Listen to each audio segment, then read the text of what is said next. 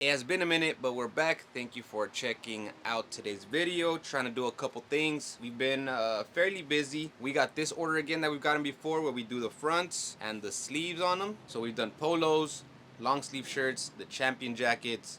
We still got to get hats done. And on top of that, we're working on 36 hats with this design right here. It's just the silhouette of a person on there, but it's 3D puff. It's what I have on the machine right now. I'll show you guys in just a second, but we're doing 12 black, 12 blue, and 12 red, like these, all auto. So hopefully finish those today, because I told him I plan on shipping them out tomorrow. I have like 12 left to do just the front, and then he also wants some writing on the side that'll look like this. Check it out. So this one's an officially finished one. So that, and some text on the side. Usually when I do the sides, you guys seen I use the round hoops, but for these I've been using the regular hat hoop just to get closer to over here, because if not, it starts way back here and this text is long as it is. So let me show you how I get the puff going on that one. Here it already did the outline, so I know where to put my puff right there.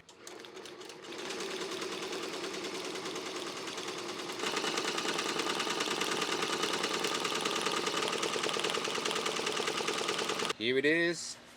As simple as this design is, it did take me a few different tries to get it right, just because it's so thin, especially in the original image. Like, this outline was much thinner.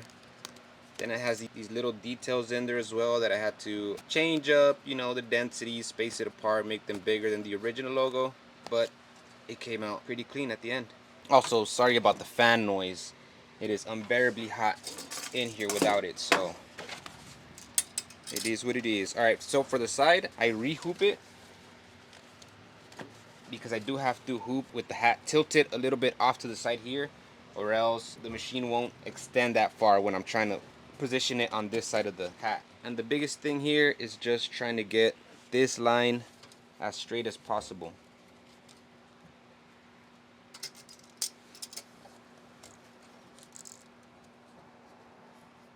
Like, I want the teeth barely holding that part down, so that way the text doesn't end up way up here either.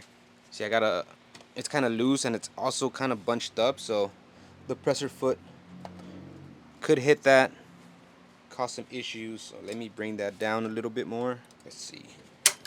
Alright, I'm gonna keep it like this, and then what I do for the inside of it, I just fold up some of the tearaway stabilizer that I got, and I tape it down right in there. This stabilizer is really thin, that's why I put 4 with his 4 sheets of this cutaway.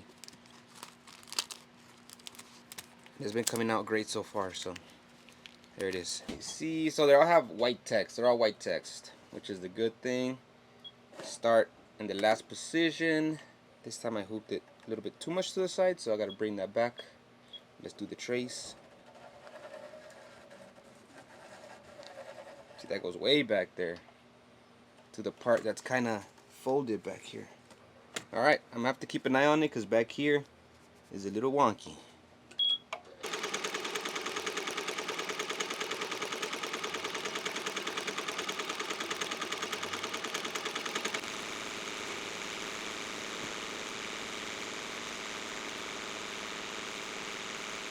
Usually I hoop it better so I don't have to be holding it down, but it still came out clean. Just gotta untape that.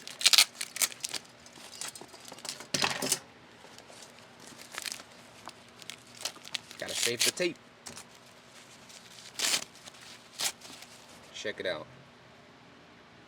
Usually, as I mentioned before, I don't use this one for the side. Most of the time it comes up way higher, but the way that I hoop it to where it's barely clipping the bottom of the hat, you get pretty low. And that way you can start it way up here. I don't have to start it back here. But that's one. I gotta get through these hats, everybody, so let me do that, and then I'll come back and show you how I clean this up. Alright, it's now the next day, because yesterday our baby fell, hit his head on some furniture, so we had to take him to the doctor. He was fine. We just thought maybe he was gonna need like a stitch or two, but we came back, everything was all right. But today I got everything done, all the sides, all the fronts cleaned up. I just need 2 more front ones to clean up, just so I can show you guys how we're doing it. I'm gonna turn off the fan. But for the inside here in the front, just a little bit of lighter before we take off the stabilizer just to make sure it doesn't burn it.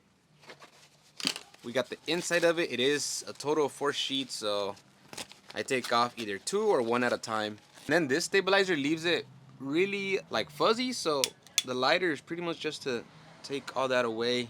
Not so much the threads, since I think there's only like 1 trim. Also, I don't know if you guys do this. So this guy, he then asked, right, while we're talking about that I'll be having this job finished soon, you know, and I'll be shipping out. He asked if, oh, he didn't even say if I can. He pretty much said like, take some pictures of the product when they're done for promotion. So I'm guessing for him to post pictures that he's asking me to take. I'm thinking I'm just gonna do a few little, I'm gonna give him like 2 pictures. I'm not gonna do a whole photo shoot, which is what it sounds like he wants or something, you know. I'm just wondering if somebody asks for something like that, are you doing it? Are you doing it but charging extra? Or are you just saying, no, that's not, you know, part of what I do or whatever. Right now I'm doing it, one, because I'm not going to take too long doing a whole photo shoot like I mentioned. And, you know, kind of like at the end of the day, you do want them to sell. So that means they'll be coming back for more hats. And let me know in the comments what you guys would do. I'm all done with them. He also asked if I could ship them to 2 separate places. No big deal. I told him it would just be extra for shipping. But I'm going to take, this is my sexy lens here. I'm going to switch it for that one. I'm going to take a couple pictures here. Make sure we get some of the side, you know. And then I'll send those to him kind of like as proof that his hats are done, because he still owes me 1 last payment, and then he could also use it for whatever else he wants. Alright, we're back again. Not sure if you could hear the ice cream truck out there, but I'm gonna finish off with a few things. I'll be talking about these candle thread bobbins that I brought up a few videos back. I'm not doing much. I just finished another one of these right now, the B-star on this jacket. Looking good, so that's done. But besides that, we just been stuck kind of doing this job here, DTF on the front, and then the 2 sleeves, as well as embroidering on polos, long sleeves as well, same thing. This on the front, and then the 2 sleeves. The champion jackets, same thing. So we've literally just been stuck. We were able to use the milk a little bit, but just one machine is tough. With that stuff kind of holding us up, the extreme heat in this garage, has been tough making videos, but I'll try to do some more random projects as well in the near future. Anyways, the bobbins. These, when they come out perfect, work beautifully. 0 to very little residue left in the bobbin case. The only issue is that some of these, I think so far, this is all I have left, so I've been using them. 144 in this box. There's been about 15, I want to say, that the hole is too small for the bobbin case. So if you squeeze it on there, this thing's not going to spin at all. That being said though, I would still purchase another one of these than the Accuteck ones at the moment, because the Accuteck, when you get a bad batch, the whole box is like that. Like when it's bad, that thread just bunches up so much in the bobbin case and they become kind of useless. Also, not too long ago we did 4 of these hats. They came out pretty clean. That text here is really tiny, and at first we were telling them like, you know what, we might have to remove that altogether or maybe bunch it up to make it way bigger, but we actually didn't have to. They were happy with it. They got the name on the side. And that's that. Something else that I want to talk about now that it's been a couple days for this hat that I was working on earlier.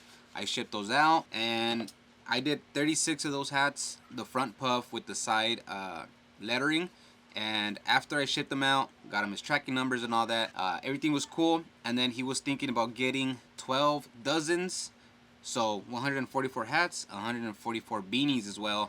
And he was asking for a low price. I feel like I was already giving him a fair price, at least for what I could run, but he was looking to pay max 10 bucks. He said $10 was already a lot for that run. So the same thing, 3D puff. It is simple, but it is 3D puff, and then the side. My price was a little bit higher than that, so that was that, at least for now. So I want to know what you guys think. I feel like those are big boy prices, you know, for people that already have 6 and 12 heads. I'm sure they can even go lower than that when they're running large orders like that. But I told them it's just pretty much 2 of us working here. I have only one really good machine to work on them, so you know, that was that. So just curious what would you guys do in my situation? I mentioned before, we've even thought about maybe even selling this one to get a older 6-head minimum and still have leftover money and be able to do those types of runs, because we've kind of like capped out. We're not making great money even when we are really busy doing